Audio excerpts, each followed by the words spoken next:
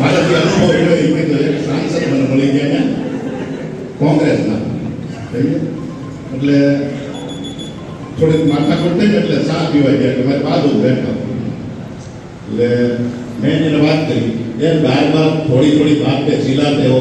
अल्लाह मसाते हो क्या करते हो यार खबर न पड़ेगा गुजराती से हिंदी थोड़ी व्यवस्थित खाली क्या लेकिन मन के कहाँ से हो गुजरात से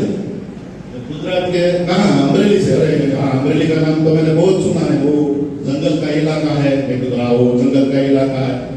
वो वहाँ तो शेर बहुत रहते मैं गुजरा बहुत शेर रहते आजकल शेर जंगल में नहीं रहते बीच में बॉर्डर पे आ गए हैं और हमारे तो लोगों को कुछ नहीं करते नहीं कुछ नहीं करते शेर कुछ नहीं करते शेर के साथ हम प्यार से रहते शेर हमारे साथ प्यार रहते वो प्यार से रहते और हमारा ख्याल भी रखते हम उसका ख्याल रखते ऐसा तो कोई मैदानी इलाकों में नहीं आता शेर मैं बोला आ जाता है मैदानी इलाकों में कहीं भी शेर आ गए तो कुछ नहीं होता कुछ नहीं होता तो कहाँ गए मैं तो उसमें से 5 शेर है ना वो गांधीनगर में गए एक शेर दिल्ली में आ गया और उस बसे वो जिला पंचायत में है उस बसे वो तालुका पंचायत में है उस बसे वो गांव पंचायत में है तो मैंने